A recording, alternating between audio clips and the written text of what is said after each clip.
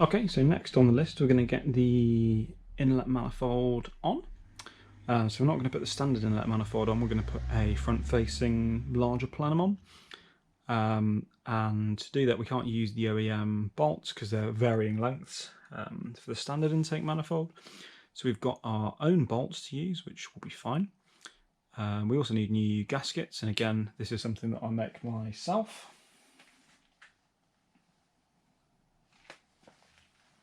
But my version comes in 3 pieces, just for easier shipping, but I'll stick the link for these in the description below. So yeah, it might be a bit of a challenge to get these all hooked up in 3 pieces, maybe without the retaining dowels, but it's fine. We'll pop some bolts through the manifold and hold them in that way, and yeah, we'll stick this on.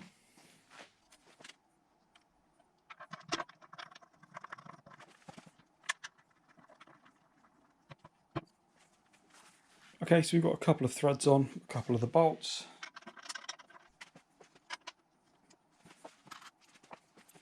And we'll drop our final gasket in place.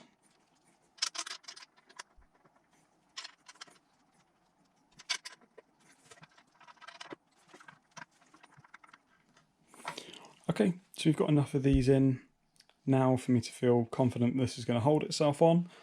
So we'll just pop the rest in. So we're not using, normally I'd use flat washers and spring washers, but these are the nuts, or these are the bolts even, that have the kind of knurling on the back of them, which helps them key in. And these are high tensile 10.9 fasteners.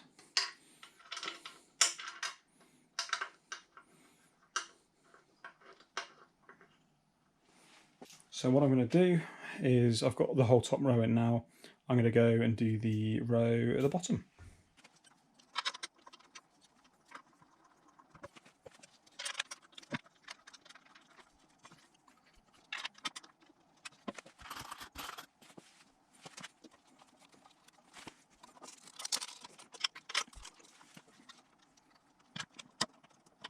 So I'm going to have to backtrack a little bit on what I said earlier. So I'm going to use washers for this fitment, mainly because the bolts are slightly too long. So we're just going to use a spring and a flat washer. So all of the top is in, half of the bottom is in. Unfortunately, ran out of flat washers, so I'm going to have to go out and get some more. Everything's closed at the moment, so I'll have to wait for another day. But I can show you where we are with everything else. So this is where our coolant line rejoins the cooling system here. So we've got AN into a barb fitting. The front of the engine now looks like this. Now we have the intake fitted. Then of course we have our turbocharger here with all its coolant and oil lines fitted by the oil drain. So now we can keep going on with what we've got and move on to the next item. The next thing we're going to install is a nice takeoff plate, sensor adapter and oil cooler fitting. So we can take our filter off for now, and in its place we can install our Grex or Gredi takeoff. So that sits over the top with this.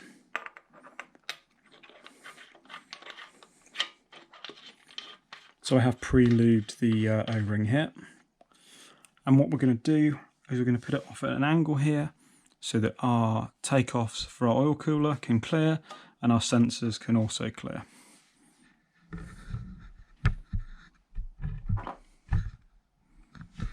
So I think that's the angle that we'll try and go for, but we'll leave it a little bit loose for now, and we'll come back and talk that up later. Unfortunately, I forgot to order 2 of the pre-drilled sensor adapters. The ones that come with it aren't drilled at all. So what we're going to try and do at some point is drill and tap the adapter. So this is the blank one here. So we'll put it here for now, just to keep any dirt and debris out. And then as soon as that bit arrives, we'll try and drill and tap that out.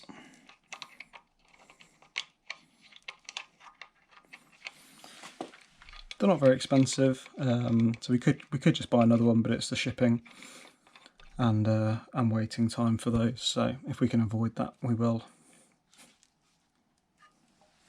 And we're going to torque these down. Well, we're going to torque the one with the hole end down to 16 Newton meters.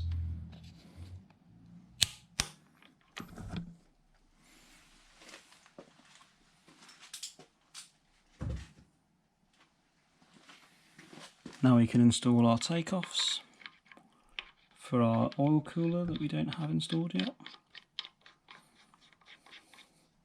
So these are AN10.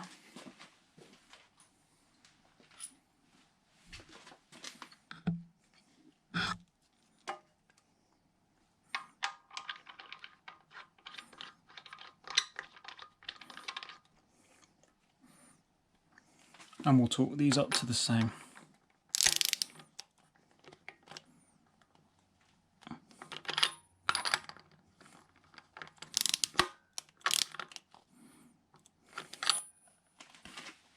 I'm just going to torque this one down to stop us from fighting with the other one.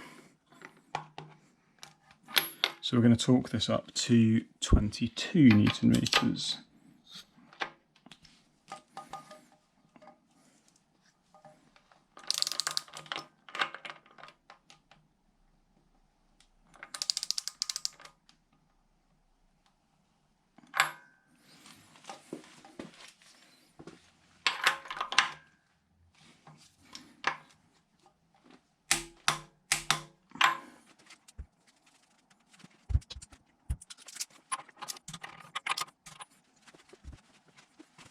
So we're going to be running some DEFI gauges in this car. So we'll put the oil pressure sensor into the port we do have.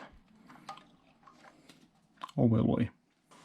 And we'll just drop a temperature sensor in this one for now.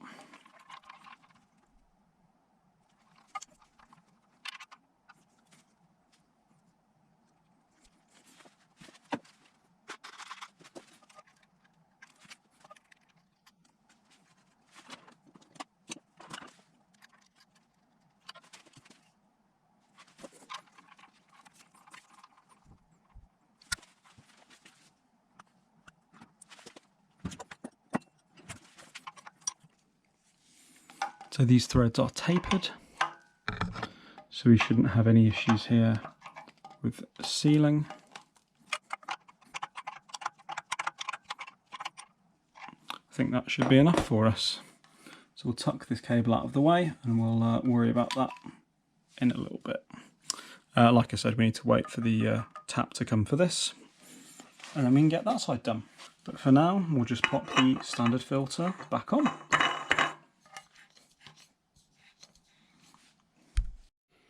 Okay, so now we're going to try and drill and tap a hole through the blanking plate for a sensor on the oil takeoff plate. I thought it came with at least one with a hole already in it, but it doesn't. So we're down one fitting that we can fit a temperature or pressure sensor in. So we're going to try and drill and tap our own. So we'll see how we get on. So I've got it mounted here in the vise. It's lined up.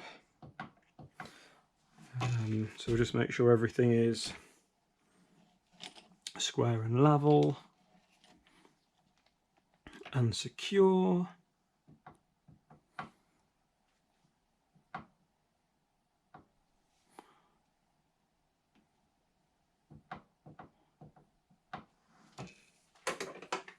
I think that should do us nicely.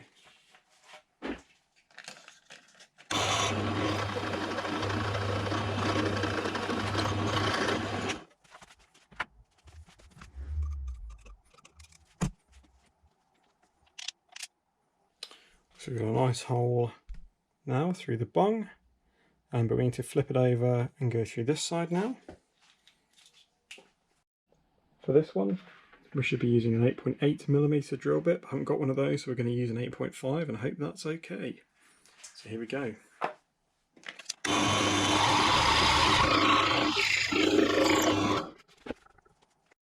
Okay, so now we have it mounted in our vise and we need to tap it. And we're going to be using 1/8 BSPT tap, so the T being tapered. which I believe to be the same as BPT. So fingers crossed. We use a bit of tapping fluid for good luck.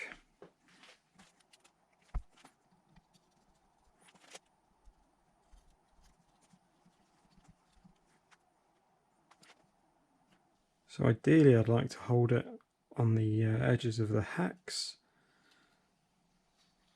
but we need to tap it from this side so the taper goes the correct way.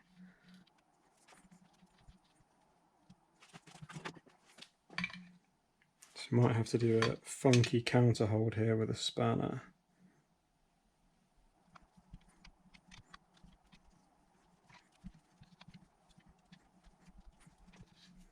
Of course this is going to get harder the further we go down because of the taper.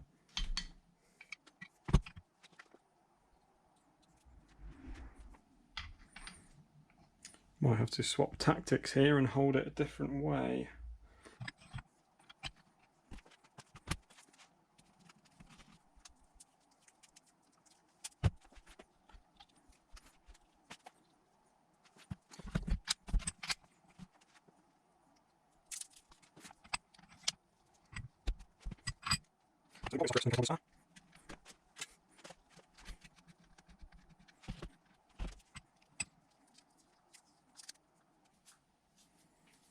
Give this a clean out, then I'll go again. I'll come back when I'm done because this isn't that interesting to watch. Right, so there we go. Got that tapped. So we've got perfect fit for our oil pressure sender. So that's perfect. So we'll get this installed just exactly the same as we installed the other one with the same torques. So I won't show you it, but this is going to go on. I don't have a torque value for some of these bolts, but any of the M8 bolts I'm going to do up to 20 Newton meters. Do so at your own risk.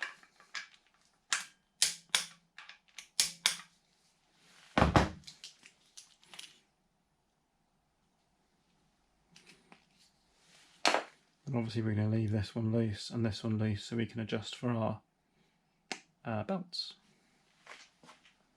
So I'll pop the lower timing cover on now.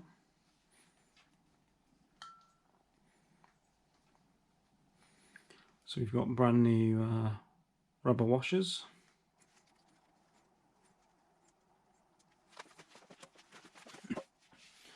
This lower timing cover was actually pretty badly damaged, but we're going to see if we can make it work for us.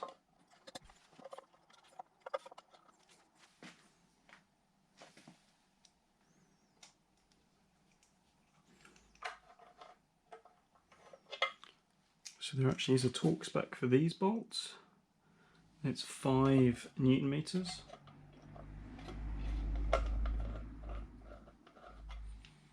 But realistically, we're not going to have any issues doing this up by hand.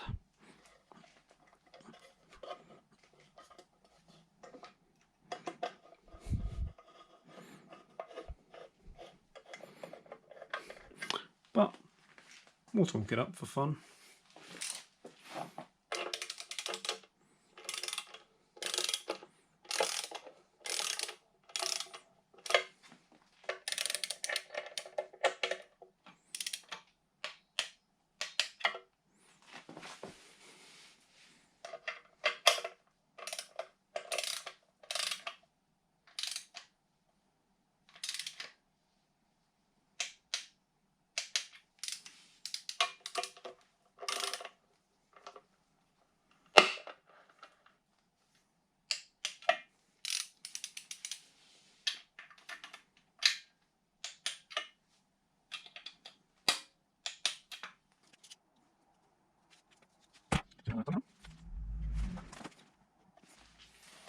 We'll mark our timing mark in white so it's easy to see in future.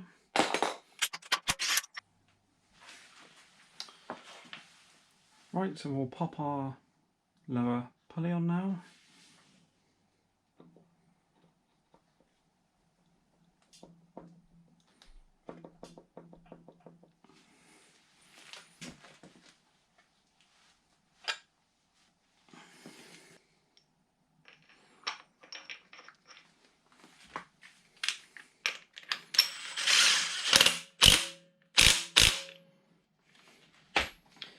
we'll torque this when we've got the flywheel on, because we need to, well, ideally we need to use the flywheel to hold the engine in position while we torque this bolt, or we can use the flywheel bolt and a pry bar, but we don't have the flywheel bolts here, so we're not going to do that. So for now that's on.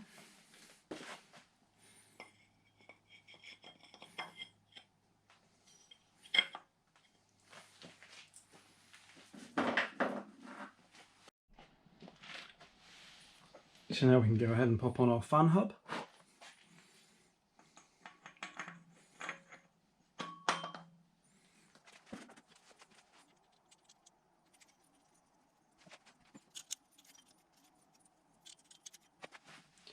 On this last one, it's not, well, the stud's not the same as the others, and we don't have the correct flange nut. So what we'll do is just pop on flat washer and a spring washer instead.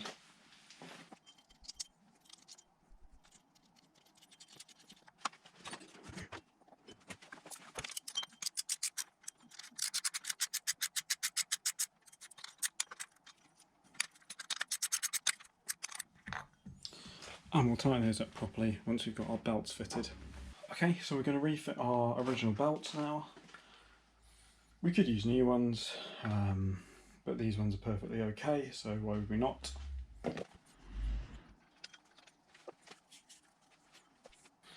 So this one has had the air conditioning deleted.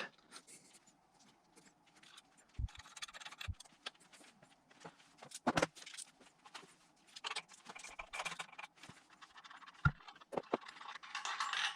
think we should have a washer for this bolt, but we don't have one, so I'm just going to grab one.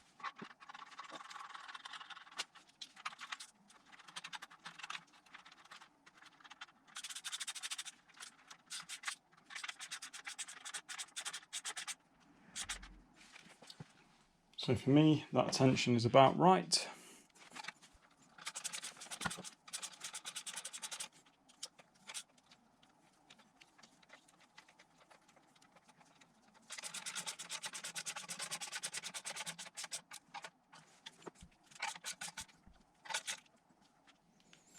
So we'll try that one for there. So we'll lock these bolts off now.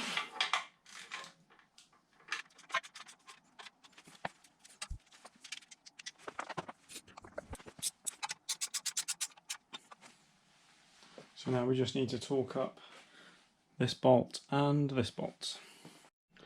So I don't have a torque value for these bolts, but based on them being M10 bolts, what I'm going to do them up to is 45, or let's say 40 Newton meters.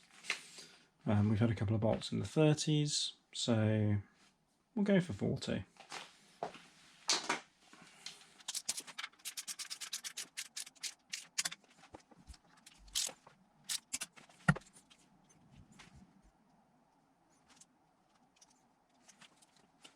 Perfect. So there we have our accessory belts. Now we can tighten these bolts up here. You can absolutely do these up by hand, but the correct, well, can we get a torque wrench here? That's the question.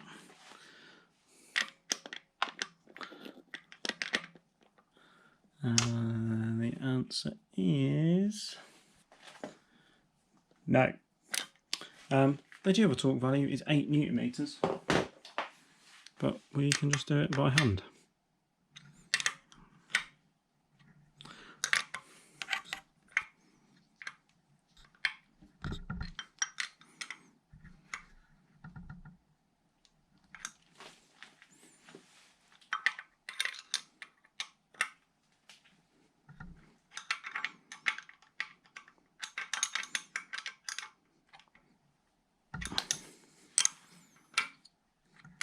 Just snug them down, really. That's all they need. They're only small.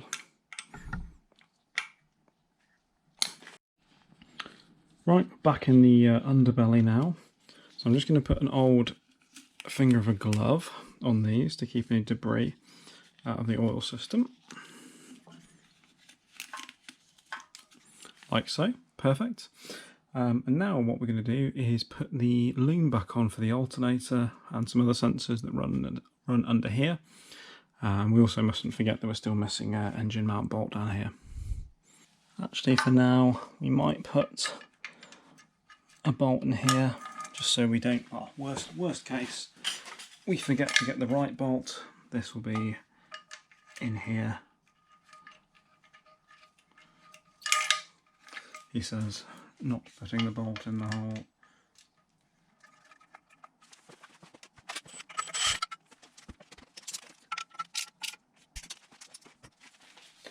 So it's even the same grade bolt as the OE one that should go there, because it is actually an OE Nissan bolt, just not for there.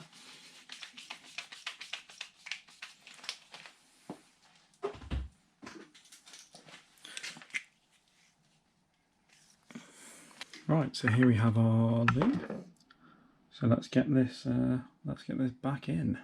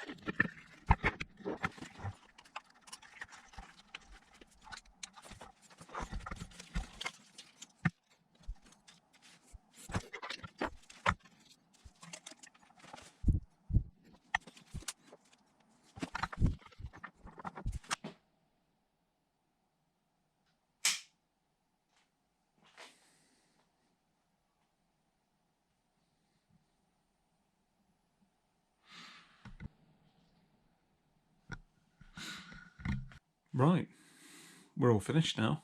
This is ready to go away. So a few things that I've done off camera because they were either too time consuming or too fiddly or not that interesting. So I've got the fuel pressure regulator assembled and mounted up with the feed line going to the fuel rail here. So I've got a bracket for that. So that's all in place. Obviously the wiring loom is now back on. We had to extend a few wires, so we had to extend the coolant temperature sensor wire, the 2 plugs for the throttle body, the wiring for the idle air control valve and the cold air valve, but I'll take you down there and show you those. It's a bit of a mess of wiring down here, but hopefully it's enough for you to see. So we've got our cold air valve mounted here with the takeoff from the manifold, going into the idle air control valve here, so the 2 plugs there, the wiring's been extended, and this wire now goes off or will be plumbed in pre-throttle body. We've got the fuel return line, and we also have our off-camera fuel feed line. I've also got a bracket made up, it's a bit difficult to see but it's back here to hold the coolant lines. So you can just about see the bolt there holding them together. That's off the bolt from the head, so that's all attached and secure because obviously we've lost the mounting point on the inlet manifold. We have our fuel feed line here coming off the off the fuel rail, going into a barb connection and just attaching to a normal push fit, and then like I said we had our extended wires here for the throttle body and the coolant temperature sensor here, so they're all cable tied in and out the way. Obviously we don't want those rubbing on anything. Then up front we've got our viscous fan coupling mounted to the water pump. Then we have our bolt here capping the high cast side of the pump, obviously that we don't need, so the vanes have been taken out of here and this is capped. Then for the turbocharger, we've got our drain hose hooked up with some heat protective sleeving. Obviously we've got everything mounted on the turbo. We've got our oil feed line and we've got our coolant feed and drain all hooked up, and the wiring's hooked up.